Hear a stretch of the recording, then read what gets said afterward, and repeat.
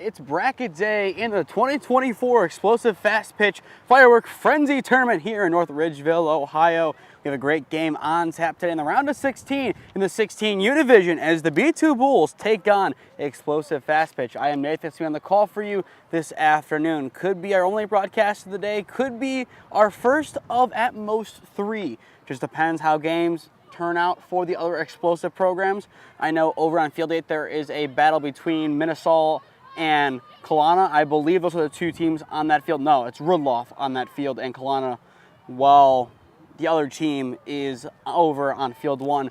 Just depends how those games shake out. We'll be determining the rest of our coverage this afternoon. For Explosive, Bray Boguski, the shortstop from Padua, will lead it off, followed by Amara Mahalik and Aubrey Stevens, 2 namers in a row. Set to bat after her, Ellie Williams from Brunswick, and then Mackenzie Orz from Stowe.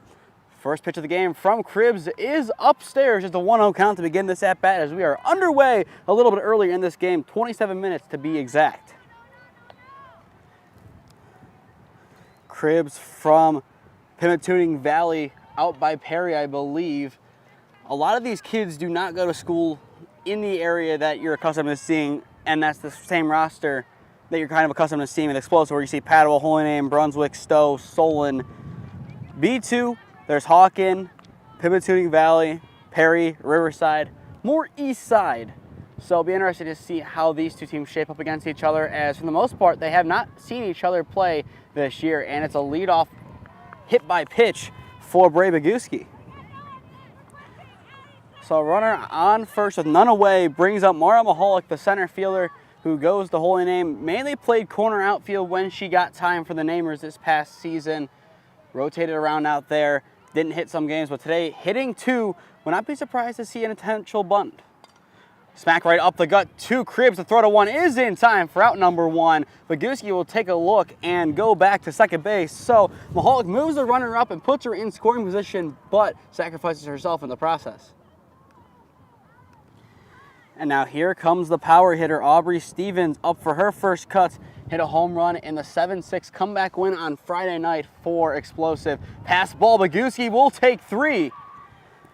Just skip past Amantha, the catcher. So now the first run of the ball game stands 60 feet away from home for Explosive. How will Cribbs reply on the mound? The pitch misses upstairs. A throw back to 3 is not in time. Boguski almost got caught sleeping in between third and home. But DeMatha's going to have to control the game behind the dish, not only calling the pitches, but keeping the runners honest, as Explosive will take any advantage they can, as we've seen in prior games today. They play a small ball style, and we saw it on this field yesterday as Explosive Howard in the 10U division had a big win over Grand Island. They play small ball. That is just the style of Explosive. The variability of speed catches Stevens off guard as it goes right down the pipe for a strike. Cribbs looking for a strikeout to be big for her to get, but instead walks Stevens. So corners with 1 away brings up the catcher from Brunswick, Ellie Williams. And time will be called as DeMatha will go and talk to her pitcher. At this time, we will set the defense for the Bulls. Cribbs on the mound, DeMatha behind the dish. At first base, you have Best, Hatton at second, Whiting at short, Brainerd over at third. From left to right in the outfield, Vallada, Reeves, and Skidmore. They also have an additional hitter, Lily Deinhardt from Gilmore, as she looks to have a good day. Batting towards the bottom of the lineup, but still can easily be dangerous. Bunt pulled back, the throw down will be intercepted, but the runner will still advance. So runners at second and third with 1 away. Stevens at second and Boguski over at third base. Williams does have some power to her swing. Will she use it in this at-bat? Given the wind, the way it is blowing towards the batter. So I'd not be surprised to see a lot of ground balls or a lot of barreled balls not going nearly as far as you would expect. The pitch. A little bit low, just blocked potentially. From our angle, it's kind of difficult to see if it skims the dirt or not. Either way, definitely low. One swing of the bat can give Explosive their first lead of the ball game. Instead, Cribbs misses upstairs. It was a good pitch to swing at. That's the kind of pitch you want to get the barrel on. The upstairs pitch just line it. If you can find the green grass or the edge of the infield, you're in good shape. Smack down the left side and foul.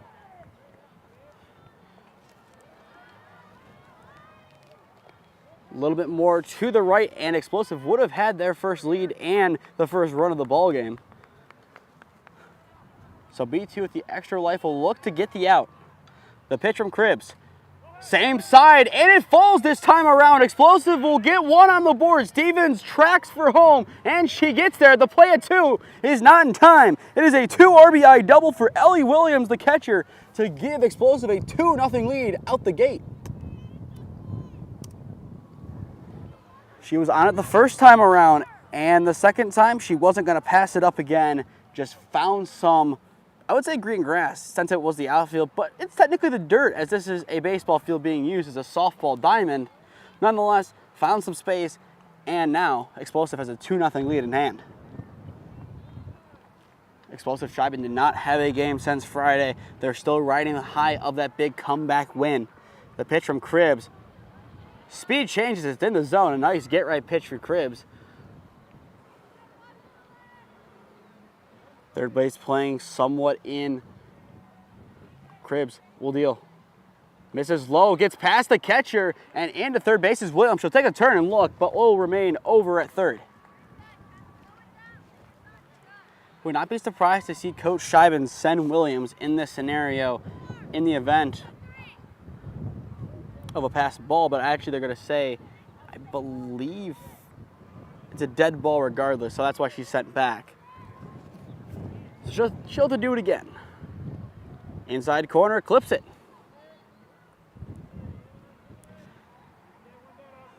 Orsis will now try to protect with Bailey Garlow waiting in the on-deck circle. The pitch from Cribbs. Misses upstairs. Williams still trying to work between the bags. Cannot be caught off guard. You do not want to give B2 some momentum. Realistically, if it's a 2-0 game going into the home half of the inning, that wouldn't be too bad right now for B2. Ground ball hit to the left side and foul once again. Majority of the contact today going towards that left side.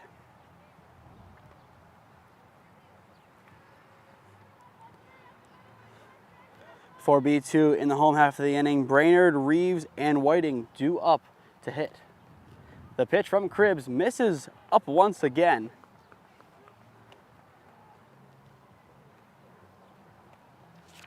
So what can Williams do on the base path? And what can Orsis do in the box? The pitch. Swing and a miss gets her to cut through for her first K of the ball game and allowed out number 2. That definitely will help the B2 cause. And now if you're B2, you just need to compound that strikeout with another good defensive play, whether it be a strikeout or whether it be a defensive stop. Garlow pops it, foul out of play to the right side. Freshman year had some struggles for the Greenway, but this past year really caught fire. Had plenty of home runs at St. John Bosco over the left field fence. She has plenty of power to her. If she gets one good cut, it could be gone. That one just misses, so now she's down 0-2 in the count.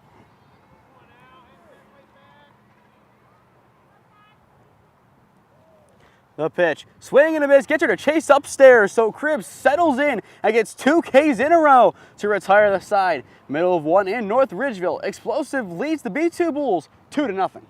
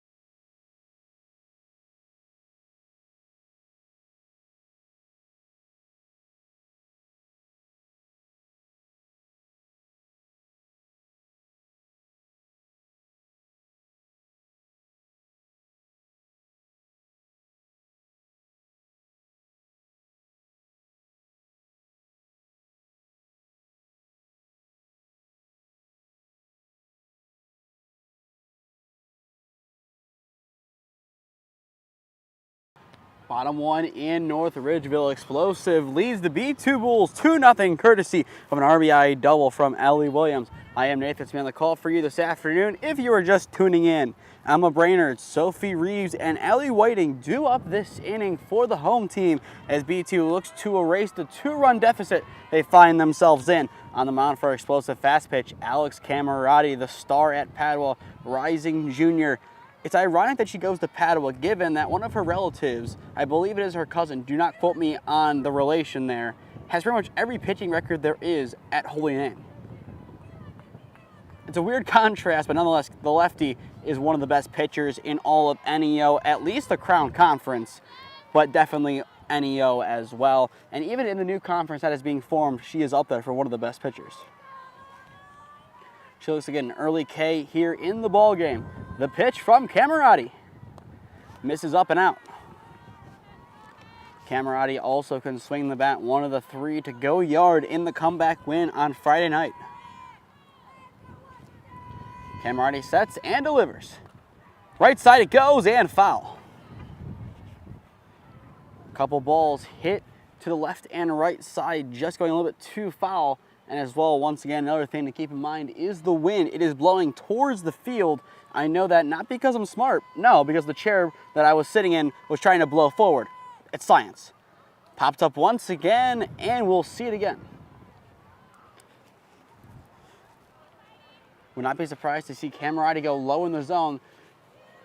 The pop-up contact is what she's getting here. Why not go a little bit lower, and if anything's there, it might just dribble back. Swing and a miss. The off-speed works. Camerati, 1 batter faced and 1 K, 1 out more importantly.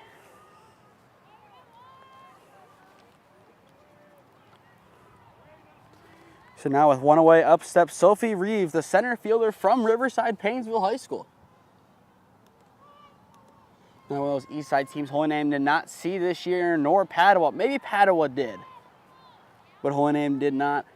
It'll be an interesting dynamic for B2 when Skidmore comes up, because Normandy, I believe, played Padua, and a couple of other teams like NDCL, who has a representative, played Padua.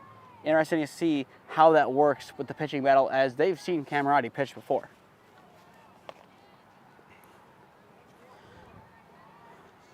As of right now, Reeves just trying to get on base and spark something for B2. The pitch from the lefty Camerati runs inside and breaks at the last second into the zone. Camerati definitely has good control of her pitches. Can she get a second straight K here? The windup and now the pitch. Does she go? Yes, she does. That is 2 Ks in a row now for Alex Camerati to now have 2 away for B2.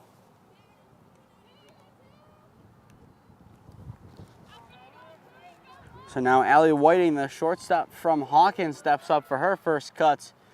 2 batters up for B2, 2 Ks. The pitch from Camerati. A little bit off the plate, it's a 1-0 count. For explosive next inning, Jerome, Camerati, and Gerhard due up to begin the second inning, the bottom part of the lineup. That pitch skips past Williams behind the dish. No damage as no one is on base.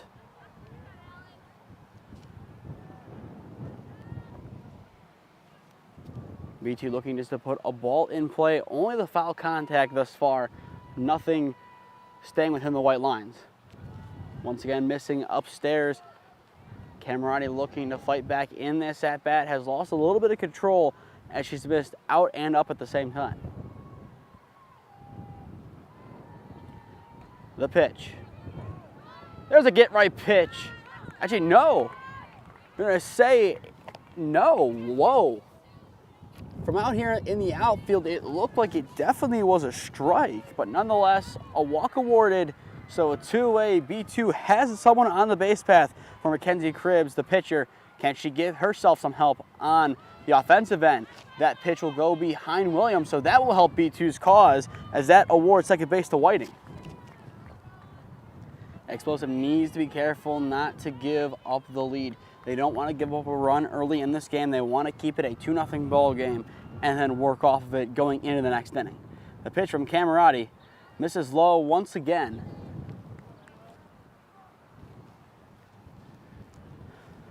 It's a 2-0 count now. Just needs a get right pitch. That's all Camerati needs to do right now.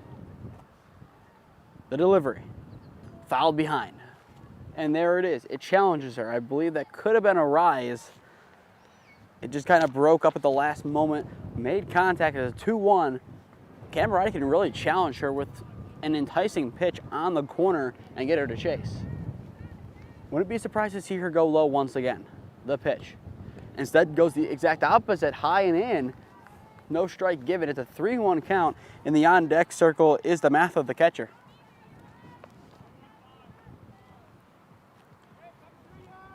Camerati checks the watch. The pitch. Popped up. This one is playable, and it falls in off the glove of Garlow. 1 run will score to now make it a 2-1 ball game. Cribbs does her job to get herself some help on the offensive end of things. Just unfortunate it came out of the glove of Garlow at the last second, so it goes down as an E4, but nonetheless a run crosses, makes it 2-1. And now courtesy runner in for the pitcher. So the tying run stands at first base as DeMatha steps up for her first cuts. The catcher from Jefferson High School looks to tie the ball game up, or the one swing of the bat could give the Bulls a lead.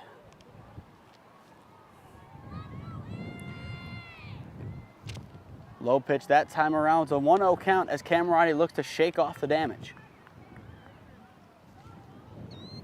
Only base runners on were because of walks and an error.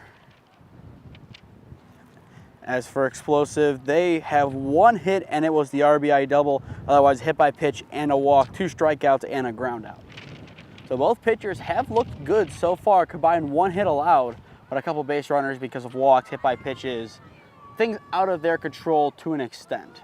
The throw down to 2 on the steal, not in time as it just goes off the glove of the shortstop Aguski. So now the tying run is in scoring position for B2. And this is a time that they need to capitalize on this opportunity. Yes, it's early in the game, but you don't want to leave the runs for late. That would be the absolute last thing you want to do. This is a timed game. You want to make sure that you don't save everything for the last 15 minutes of play. Ground ball goes up the gut and through for a base hit. They're going to send the runner. It is a tie ball game here on field 3 as an RBI single from Riley DeMatha does the job. Excellent bit of hitting. That is textbook hitting there from the catcher. She saw a gap, just got it right past the pitcher Camerati and split the middle infield. All she had to do, just get a good barrel on the ball and follow through with the swing, and she did exactly that and is rewarded with an RBI single. And now Lizzie Skidmore, the right fielder from Normandy, steps up for her first cuts. Swing and a miss. Maybe she got a little bit of contact on it, maybe heard a slight dink out here, but nonetheless an 0-1 count. Wouldn't be surprised to see a couple more hefty cuts as these two players know each other.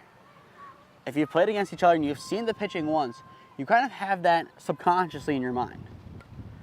Popped up to the right side and will go just over the fence.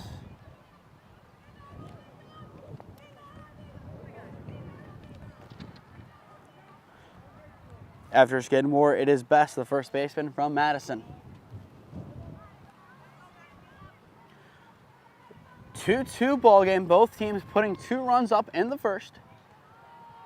Camerati does not get the outside corner call and will have to work again. For explosive Jerome, Camerati and Gerhard due up in the second. Swing and a miss on the outside corner as Camerati strikes out the side. End of 1 here in North Ridgeville. We have a tie ball game, 2-2 in this 2024 explosive fast pitch Firework Frenzy round of 16 matchup in the 16U division.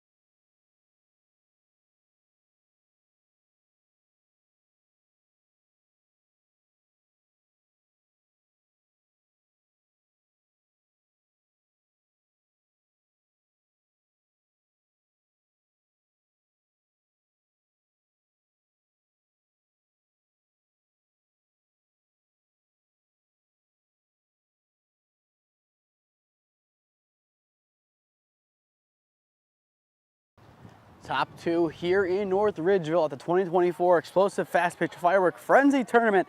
Tie ball game 2-2 as this one looks to have plenty of runs in store. I am Nathan Smee on the call for you this afternoon if you're just tuning in. Second pitch of the inning is bunted to the right side of the infield, and it's a bunt single for Explosive as Jerome does her job and gets down the perfect bunt. The right fielder from Solon is the leadoff hitter and the first runner of the inning. So Explosive is back in business as now the pitcher, Alex Camerati, steps up for her first cuts. Has home run power. Can she replicate Friday night? Instead shows bunt, low pitch. The throw down to 2 on the steal is not in time. A nice job there from Jerome to just get under the tag on an excellent throwdown from Namatha. It was definitely close on the call. Maybe if the glove went down a second earlier, the play was there. But nonetheless, a runner in scoring position for Explosive. Would not be surprised now to see a bunt still. At the same time, with Camerati's power, I say let her swing away. And swing away she does as she rips one down the left field line for a base hit. They're sending Jerome. She will score. And trotting into second base with a ground rule double is Alex Camerati. Nice swing from her. And now that gives Explosive a 3-2 lead.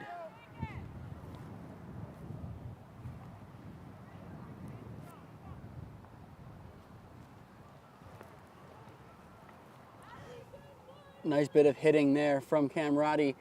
Just got a hold of one and ripped it.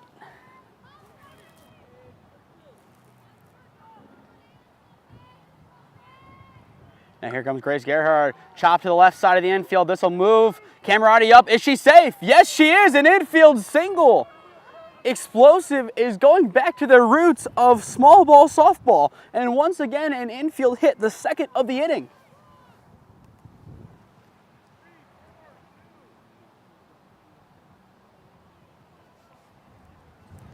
This is exactly what Explosive wanted to do from the start. They wanted to get an early lead, get some base runners on, and continue to mount. They lead 3-2, first 3 runners on, runner breaks 4-2, and is easily in.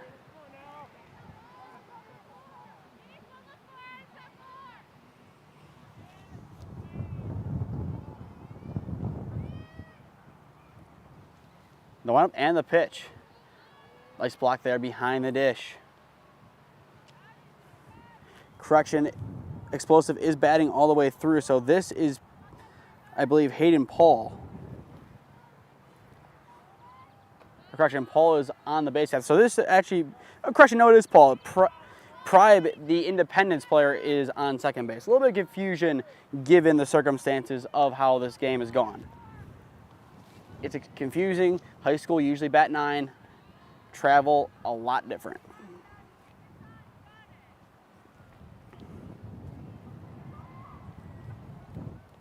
But nonetheless, Cribbs still trying to deal through the pressure. It's a 3-2 ball game, 2 runners still on. The pitch. Pops up and foul.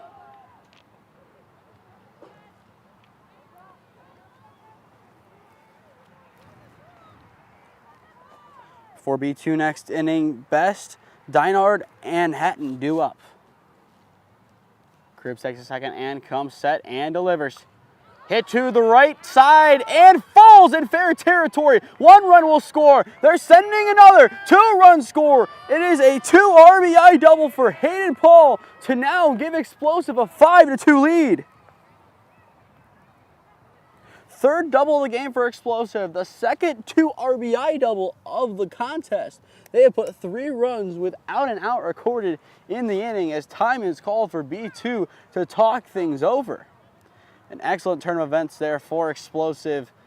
It was small ball at the beginning and then the big hits came. That's exactly what I've been saying in a lot of these broadcasts lately. You don't need to get all the runs back at once. Just chip away at it slowly, and that's exactly what they did. Had a couple hits, put runners on, couple of good swings of the bat, got them in the position they wanted to be at, and now they lead it 5-2 with a 3-run lead in hand.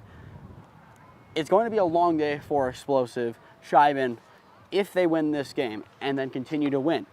Keep in mind, this is the round of 16. The last game starts at 7:30.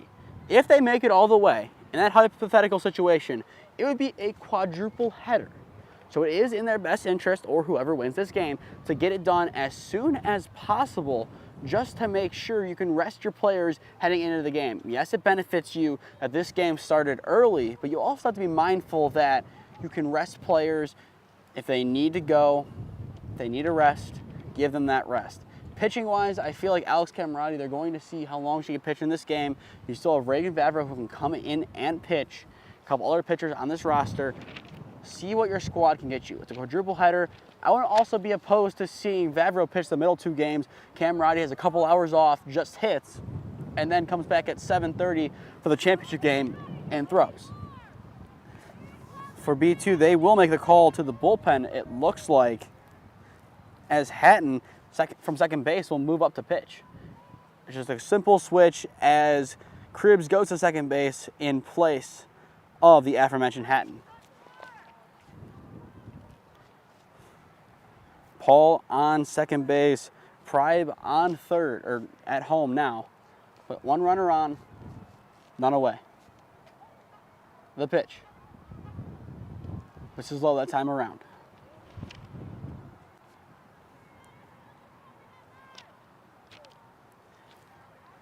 Reagan Vavro looking to pick up where she left off in her high school season.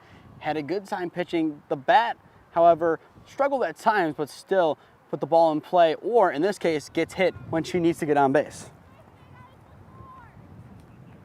So now that puts 2 runners on, still none away in the inning, and I believe this should bring us to the top of the lineup with Brae Briguski.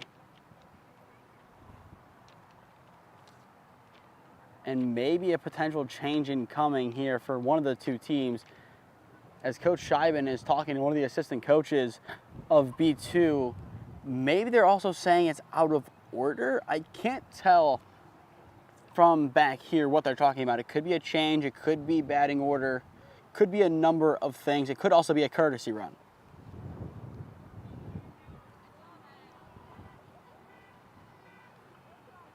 Don't think anyone knows what's really going on. Maybe the infield has an idea, the outfield, no. So now the umpires are going to go and talk to each other. Paul is jogging off. So I'm going to assume she's out, maybe left early. That's the best guess we have. And there it is. I could say she left early. She is out. So that's 1 away. So now 1 runner on in Vavro, 1 away, and that should get us back to the top of the lineup. Actually, now someone else is coming out there.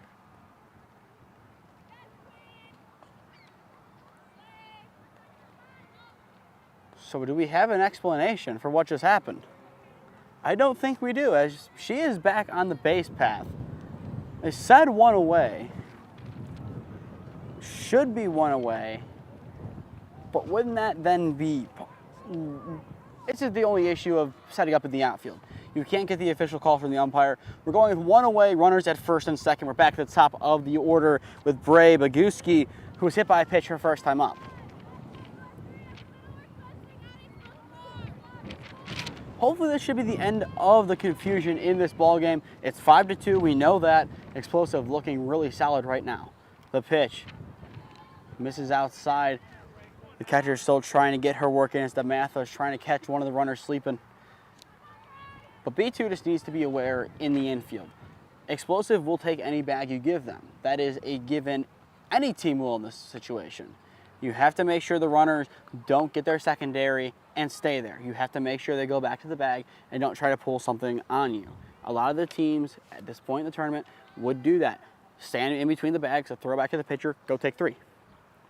Now, bunt being shown here from Briguski. We'll see if she actually tries to lay one down. No, she does not. Pulls back, but in the end, she is walked, so it doesn't matter. That will load the bases for Mara Mahalik.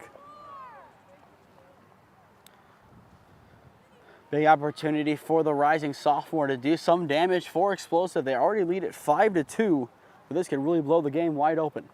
The pitch from Hatton. Misses outside a 1-0 count.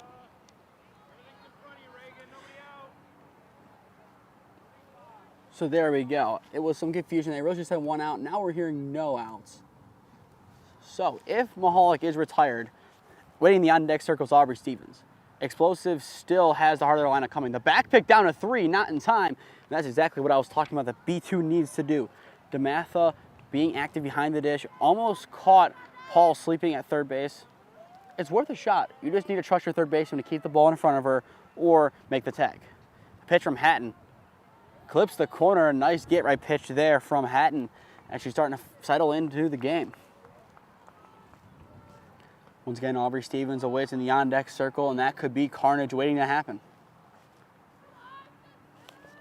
Hatton will set once again, will wind and deliver. Popped up left side, it finds no man's land for a base hit. Paul will score from third. It's an RBI single for Mara Mahalik to give Explosive a 6-2 lead. And now from one neighbor to another, here comes the power hitter.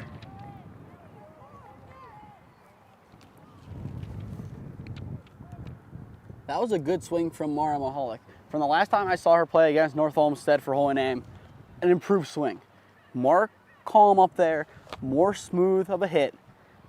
Looking like an improved player so far this summer. That's exactly what Holy Name wants to see going into this upcoming season, which could be the one they try and make their charge to a state title. And a big player in that would be Aubrey Stevens, who now stands in. She walked her first time up, but she wants to get a hold of a softball right now.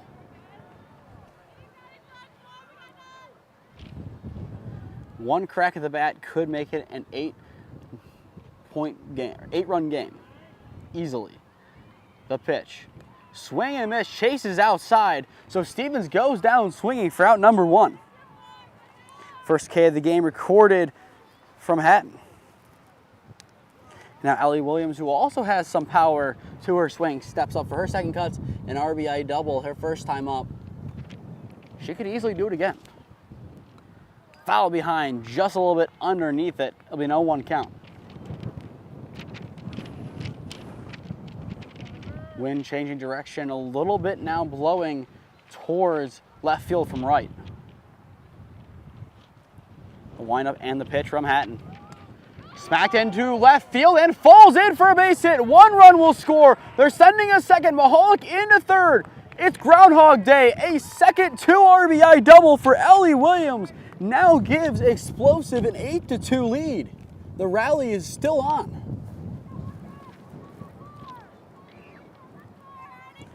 I've seen someone get 2 doubles in a game or a couple RBIs. I don't think I've ever seen the game script for someone go RBI double with 2 runs scoring twice. Impressive from Williams. Now Mackenzie Orris, who struck out swinging her first time up, steps back up for her second cuts. Still a couple runners on wanting to come home. The pitch from Hatton. Misses outside.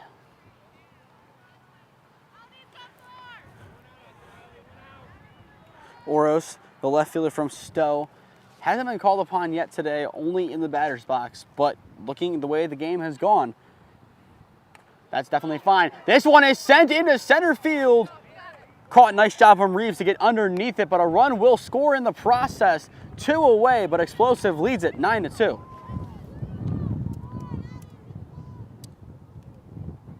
Oros does her job with the sacrifice fly. But still a good job here in the outfield from Reeves, getting underneath it. The wind is definitely blowing. It definitely makes it challenging to get underneath the ball. She did exactly what she needed to do. Didn't overcomplicate it, made the simple play, and B2 now 1 out closer to being able to regroup in the dugout going into the home half of the inning.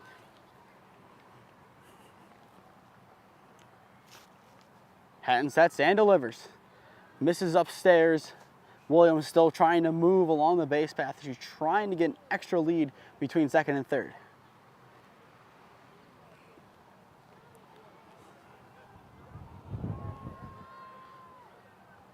The pitch here from Hatton. I believe they're going to call it a strike, just clipping the zone. Once again, still difficult to see out here. But this is the best vantage point possible. It's a 2-1 count now, I believe, here on the hitter, Garlow. It's sent into center field. It's near the wall. Reeves gets underneath it and records the final 2 outs of the inning to help B2 get back to the dugout and back to the sticks. Middle of 2 here in North Ridgeville. Explosive explodes for 7 runs and leads it 9-2.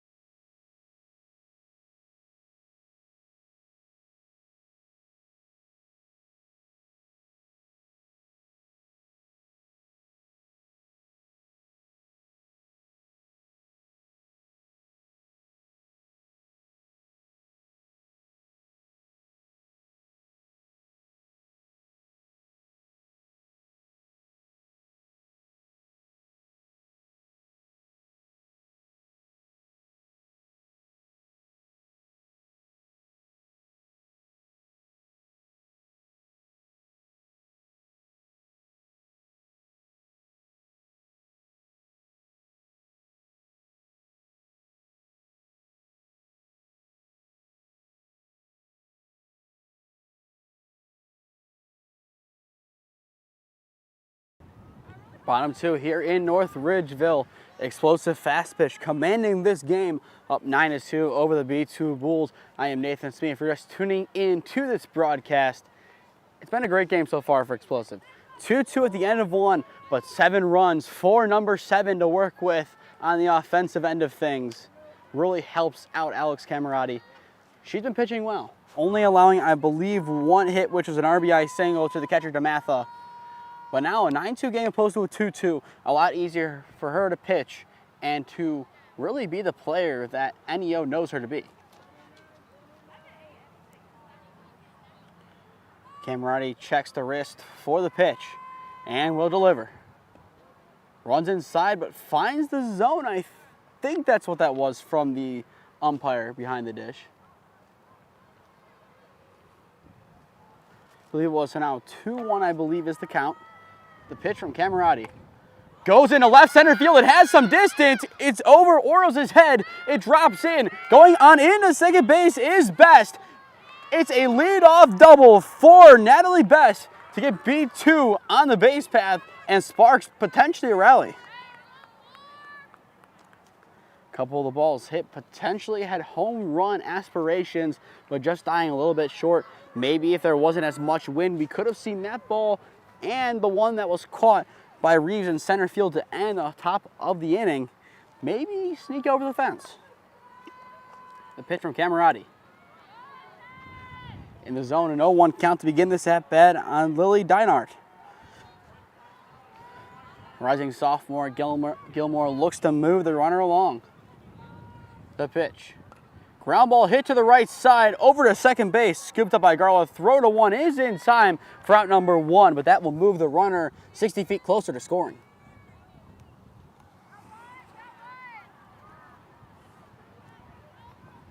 But a good job there from Garlow. Made the error back in the first inning. Made up for it, made a simple play, but a good play. And that gets Explosive 1 out closer to getting out of the inning. They're able to afford to give up 1 run, but they definitely do not want to at this point in the game. They don't want to give B2 any glimmer of hope, as their goal, I believe right now, is just try and get to the run rule as soon as you can to get done with this game so you can go and rest up for the next one. The pitch from Camerati misses outside. Very few misses from Camerati, but the trend has been if there was 1 miss, it's usually followed up by a second and then a couple strikes in a row. The pitch. Fouled away to the right side. That one would have been a strike. Camerati, but nonetheless, still has good control.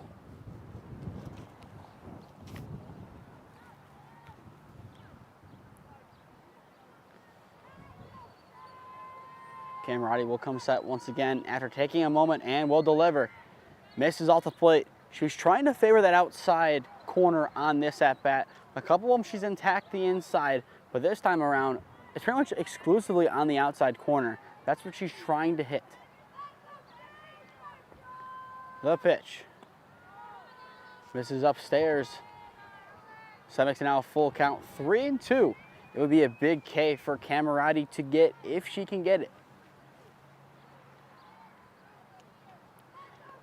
She sets the payoff pitch. Swing and a miss. Gets her to cut through 1 right down the pipe. That's the 4th K of the game from Camerati, and it records a loud out number 2. Now here comes Velada, the left fielder from NDCL. Padua and NDCL know each other well from the Crown Conference from last season. So let's see how this at-bat goes, as there is some familiarity between the 2 players. First pitch just misses barely low, definitely close, but a 1-0 count. For Explosive next inning, Jerome Camerati and Gerhard due up. Camerati winds and delivers. In the zone, that will even it up at 1-1 as she just barely moves it up.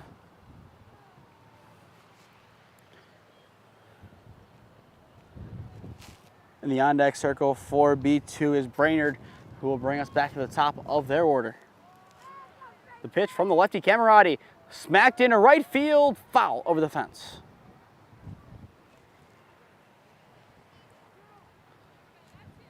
Definitely has the feeling of a fall game today. It's been 70 and overcast for pretty much the whole day thus far at Victory Park. Some sun every now and then, but for the most part, it's been overcast and cloudy. This time it's fouled away to the right side, but in the fence. Camerati one strike away from getting out of the inning unscathed. B2 definitely wants to get that run across. They'd be kicking themselves if they're unable to convert. They had a double to begin the inning, but since then, the explosive defense has settled in. That time around, the ball runs a little bit too up and in. Camerati still trying to get it to chase, but that should even it back up at 2-2.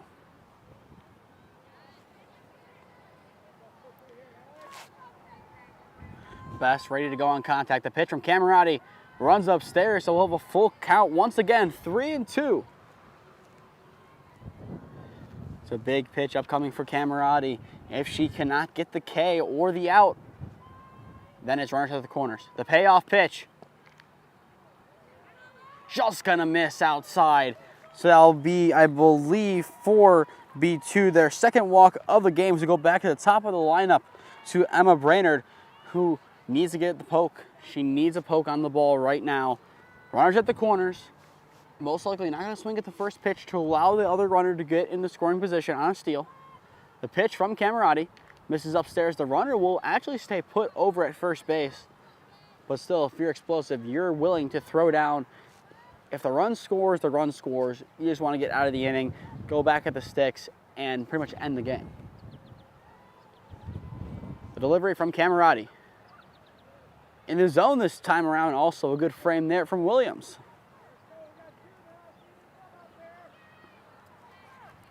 Best stands over at third base. Velada over at first.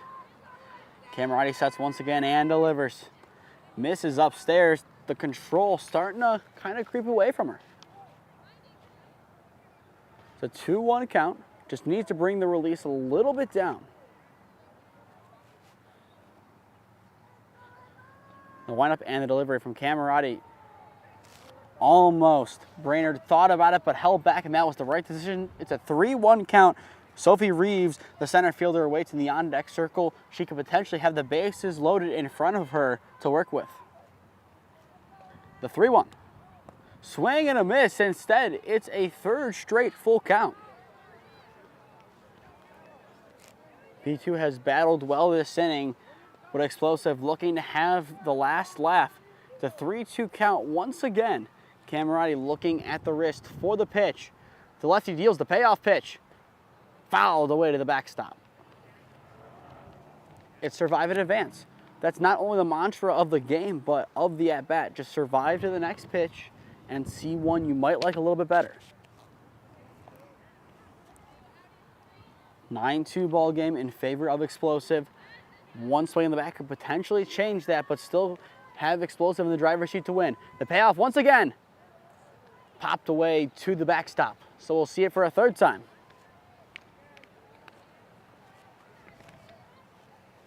Got to give credit to Emma Brainerd in this at-bat for battling. Definitely a quality at-bat. This could be either pitch 9 or 10 of this at-bat alone. She's definitely making Camerati work. The payoff for the third time misses upstairs. An excellent at-bat from Emma Brainerd, and she'll be rewarded with first base for her efforts. The base is juiced with 2 away for Sophie Reeves.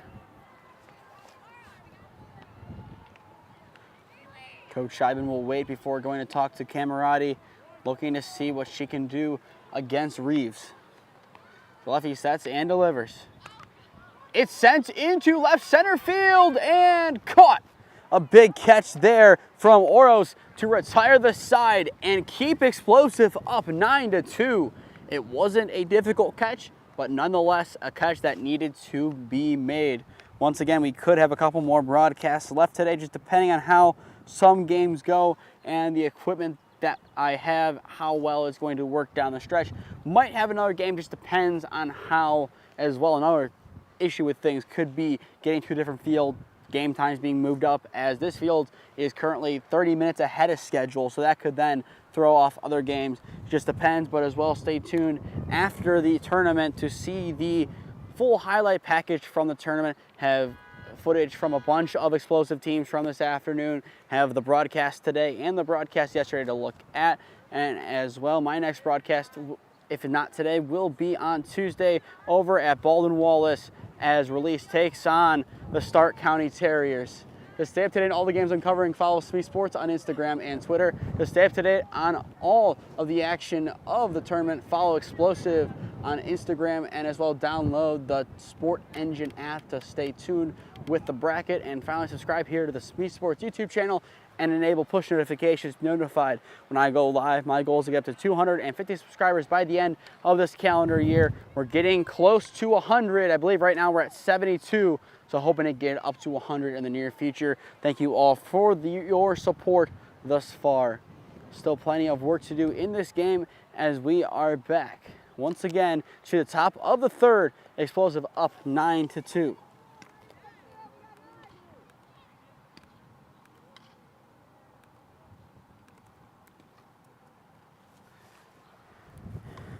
The pitch clips the corner this time around. If you're just tuning in as well, Mackenzie Cripps started the game on the mound, but was replaced early on in the second inning in favor of Charlotte Hatton, the second baseman from Mayfield. They just switched positions, no other changes made thus far.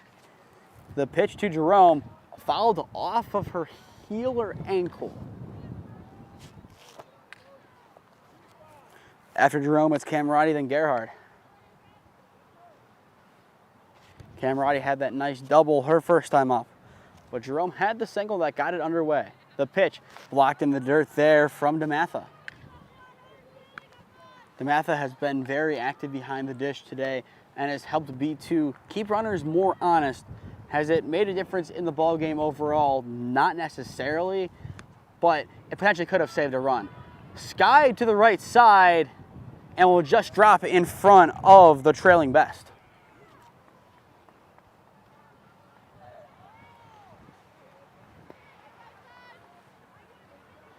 Jerome will set up once again and try and give the ball a little poke. Last time she was up, it was an infield single. It wasn't much power, but it got the job done. If you're standing at first base, you're doing something right. The pitch.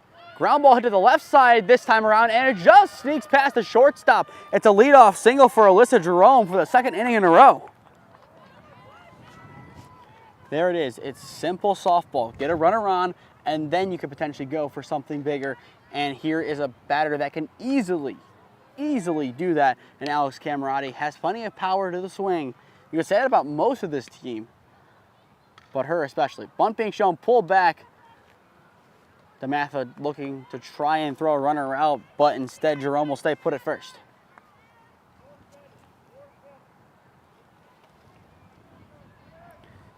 Hatton will take a second and get back to work on the bump. Here comes the delivery. Sky to the right side. Camerati had home run on her mind. Instead pops it out of play over the fence to the right side. The idea was there just needs to get the barrel to the ball, and that one had plenty of power to go along with it. Hatton will set and deliver. That's more what she wanted to do, but still a little bit too underneath it as she fouls her way to the left side this time around.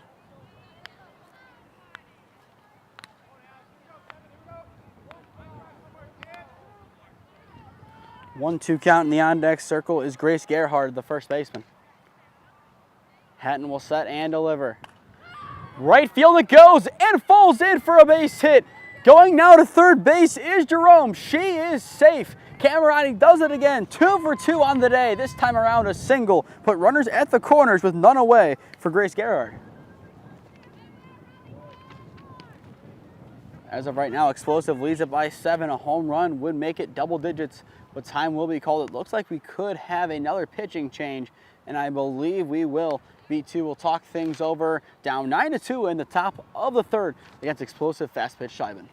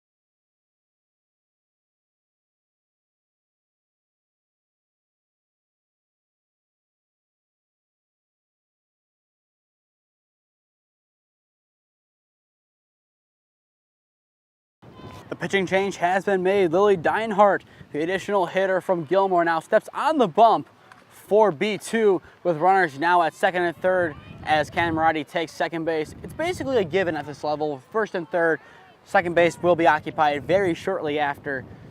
Nothing against the pitcher or catcher. Most times, second base is just given out. It's a free gift. The pitch. Ground ball to the left side and sneaks through for a base hit. Gerhardt does her job. One run will score. Camerati will also score. It's another ground rule double. This time around, Grace Gerhardt does the business, and that is yet another 2 RBI double, the third of the game.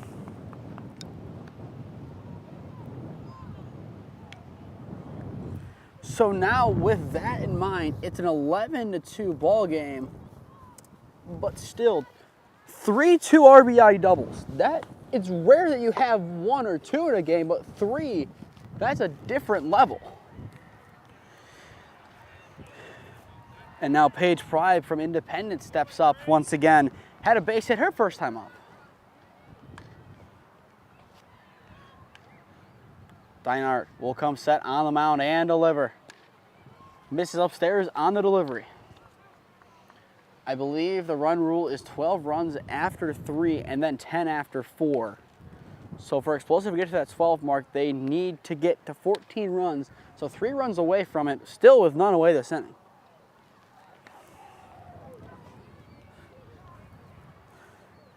Deinhardt sets and delivers. It's a pass ball, and going on into third base is Gerhardt. And it goes back up the middle on the wayward throw. So Gerhardt scores from second base. It's now a 12-2 ball game. Just an unfortunate miscue there. Gerhardt did exactly what she needed to do, reading the pass ball, and then even better, reading the wayward throw. Deinhardt sets and delivers. Misses upstairs, and that will be a walk. So Pride does her job, and now Hayden Paul steps back up. Had a 2 RBI double earlier on in the game. Then after her, it is Reagan Vavro, then top. Deinhardt sets and delivers. In the zone, it's an 0-1 count to begin this at-bat on Paul.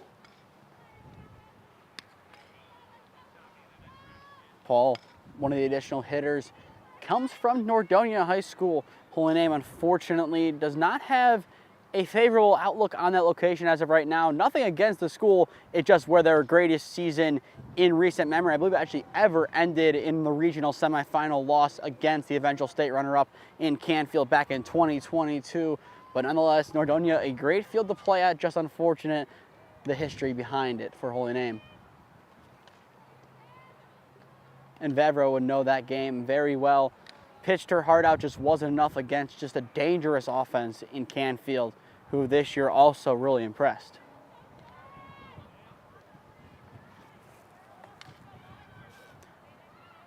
Deinhardt sets and delivers. Misses upstairs, but a nice job behind the dish from DeMatha to snatch it before it got past her. At this point, DeMatha has at least saved 1 run probably in the game. Maybe you can make the argument for 2. The delivery from Deinhardt. Finds the corner, a nice frame as well from DeMatha. Both catchers, from what I can see out in center field, have done a nice job framing. We are now an hour in, so we're running out of time quickly in this ball game. The pitch from Deinhardt. Finds the upstairs top corner. Actually, no. It's a walk. Okay.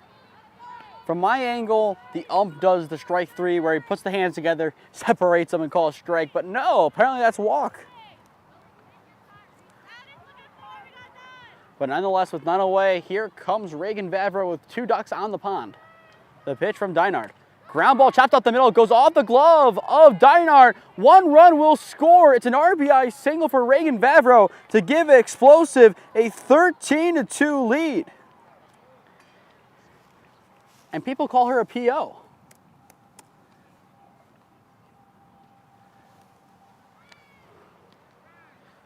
Coach Shiban definitely happy he did not have to throw Reagan in this game and can definitely use her down the stretch in tournament play. Still 3 more games for them potentially at most.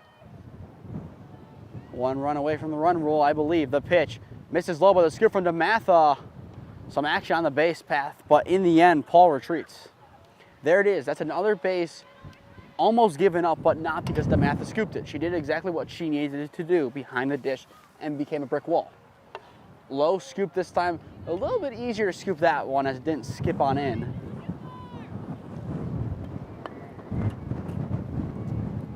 The wind picking up here once again. The pitch from Dinard goes on in. DeMatha couldn't keep that one in front of her. Now 2 in scoring position for Explosive, who's 1 run away from potentially enforcing the run rule if B2 can't put a run on the board.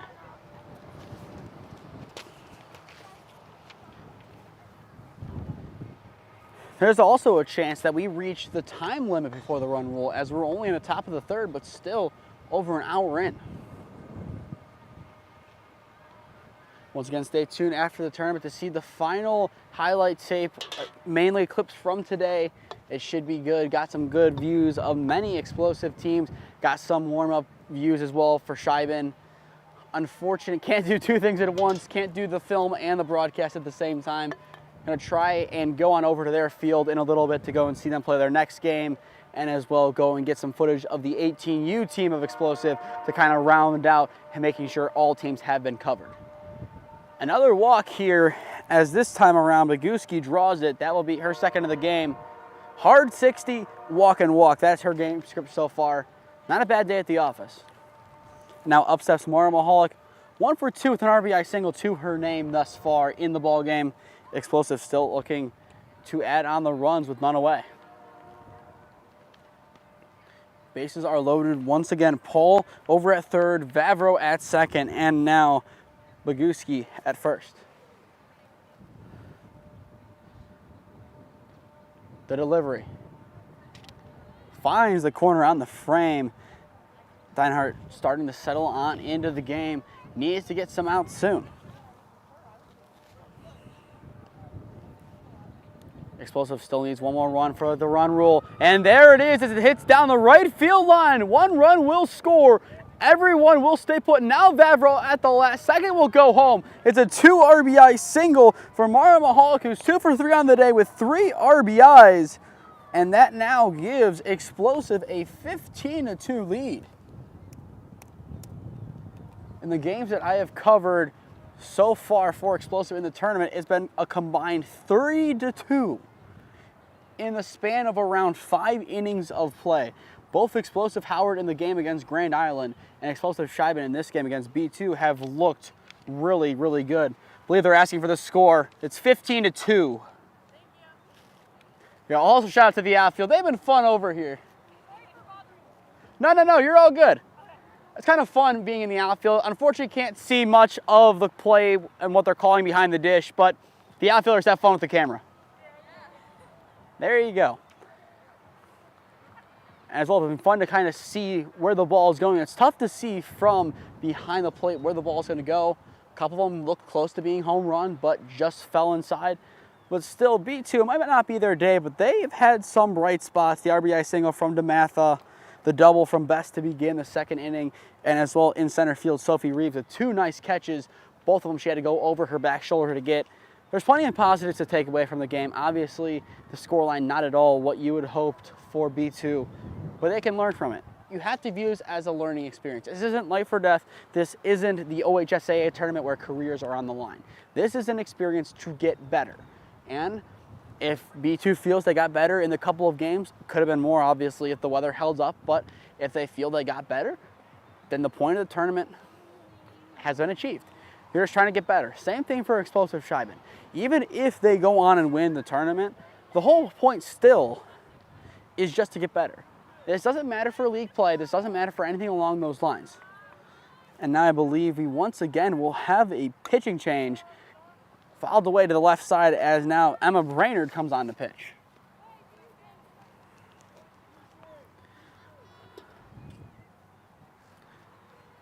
Runners at 1st and 2nd, still none away. The pitch. Runs inside to Matha, snatches it, almost got away from her, but does all she can do to keep it. Wind continually picking up It's coming in just bursts at this point. Sometimes it's calm, other times it's whipping on through.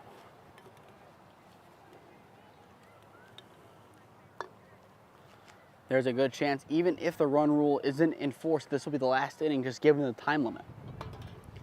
As of right now, it's 3:36, so I believe there's a couple minutes left, and it's over the center fielder's head. No, it's snatched by Reeves. Foul number 1, does a double play occur? No.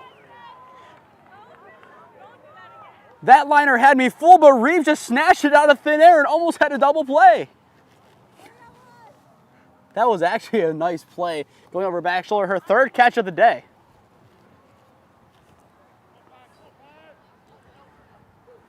And now here comes Ellie Williams after Stevens' flyout. Williams, 2 RBI doubles. Does she do it again? To kind of use the weather analogy, there is a warning for it. It is possible. The conditions are indeed right. There's a runner at 1st and 2nd, so 2 on. She could get another 2 RBI double.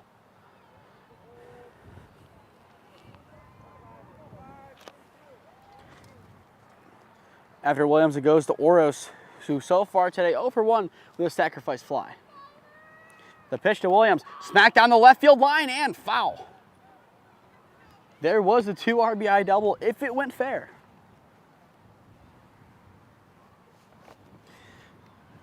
We might have an ESPN stat on our hands if she indeed gets another one to have 3 2 RBI doubles in the same ball game. Don't know if that has been done on this team or really any team to have the same exact hit that specific in a game. And we might find out. It drops in for a base hit. No one will score. It loads the bases, but still, nonetheless, Ellie Williams 3 for 3 on the day. The base is loaded, 1 away. Mackenzie Oros has a chance to do some more damage. Explosive leads at 15-2 if you are just tuning in, as we are in the top of the 3rd. Time limit slowly but surely approaching. Brainard sets and delivers. Misses outside. It's a 1-0 count.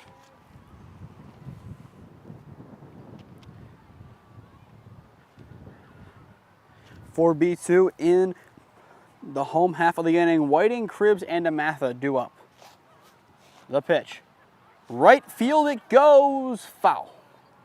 Just barely misses the tree. And in my 2 years of covering baseball and softball, trees might be God's greatest gift to the spectator. Protects them and also may protect a car. The pitch.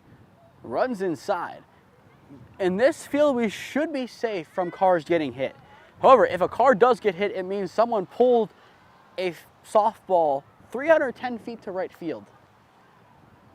Don't know if Barry Bonds could do that. He probably could. But this one could be gone. It goes to left field and just stays in the park. 1 run will score, and that's all it will be. It'll be an RBI single deep to left field for Mackenzie Oros. Makes it now a 16-2 ball game. Almost cleared the fence for a grand slam. And now up steps Bailey Garlow. She's gotten close to a grand slam this past year for Holy Name. Will she be given the opportunity for a grand slam? There's a chance that runners will leave early to end the inning. There's a chance of it. We'll see what Coach Shiban goes with. He has done it before at Holy Name. The pitch. Runs inside, now be a 1-0 count. It appears right now Coach Shiban's going to let this one play out.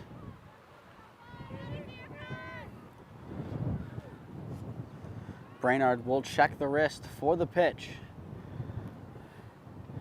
Here's the delivery. Misses low, so now a 2-0 count.